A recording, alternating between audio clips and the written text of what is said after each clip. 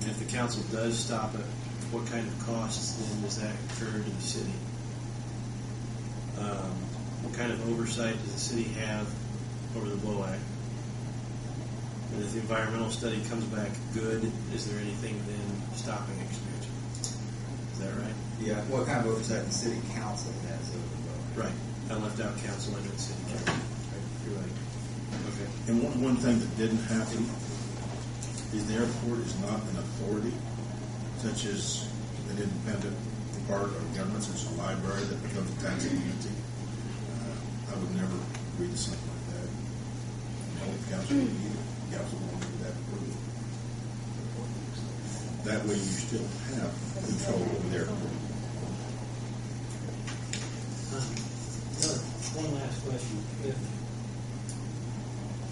If the BOAC has funding, does that take us out of the picture? Does it take the council out of the picture as far as funding wise? And what impact does that make? Well, he'll find out the answer to that question when he finds out what the council oversight is over the BOAC. Are you asking if they can independently acquire their own funding without council approval? Yes. Through the revenue that the airport produces. Okay. Now, I will meeting up to the public. However, if it's to do with the airport, you know, there's things that's been discussed. You're welcome to present your view, but I would ask you to keep it under 2 minutes.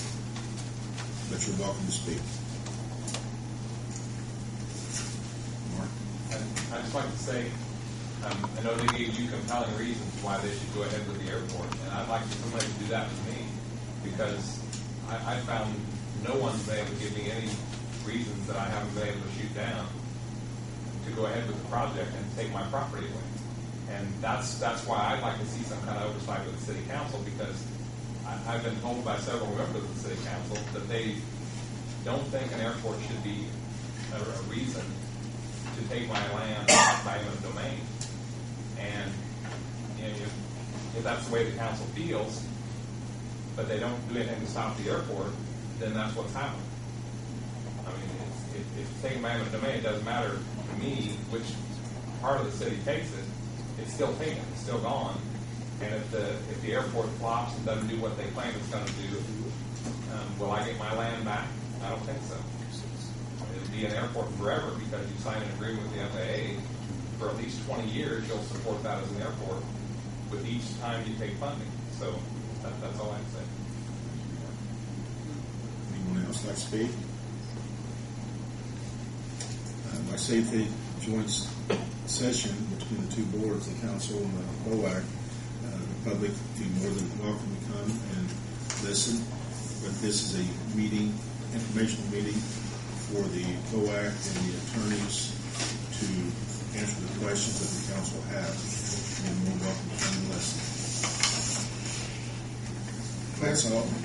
Alan? Are you saying that if we come to this meeting on the 26th, that we're not allowed to ask any questions? Right. This is not open discussion to the public is up to the mayor. Yeah. And I know I've heard everything everybody's got to say. So it's not an open meeting. It is an open meeting. You're welcome to attend. Absolutely. Am I correct, Bryce? The public does not have the right to speak unless they're given the opportunity at that meeting.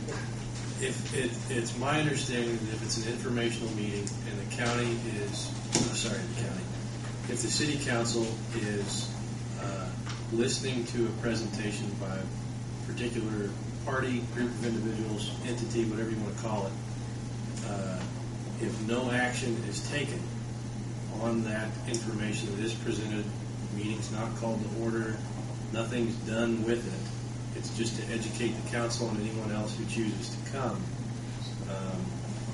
The procedural requirements that would otherwise require the public to be able to speak aren't in effect. As an educational meeting, wouldn't it be appropriate to have both sides presented?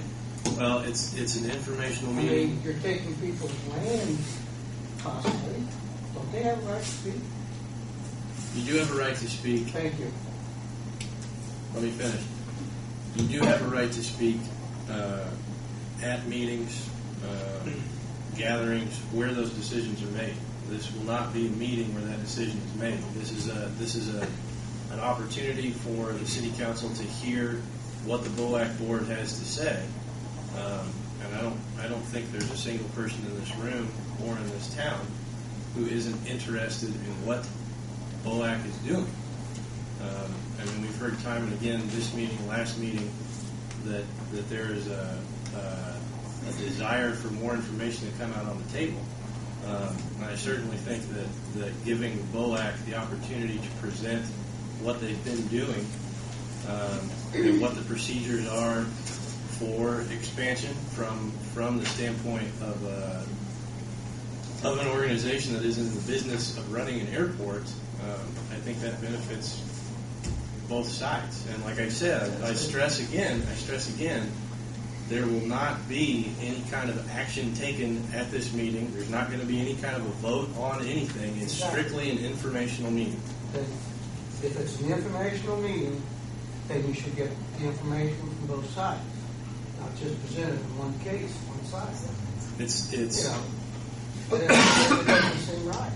It's not a town hall meeting. It's not a What if debate. the people who are getting the land taken, possibly land in the domain, you know, we don't all have to speak, but we could have one person speak. Alan, are the council people going to be allowed to ask questions of BOAC? Well, absolutely.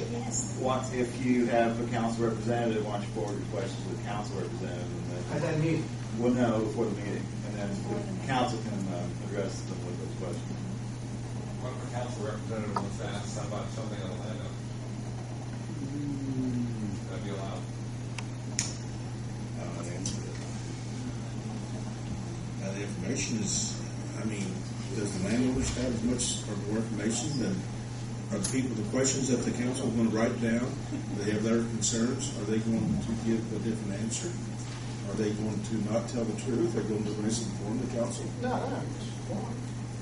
They're going to put their view the same way as BOAC's going to present their view. Whether or not there's a need to build expand this airport.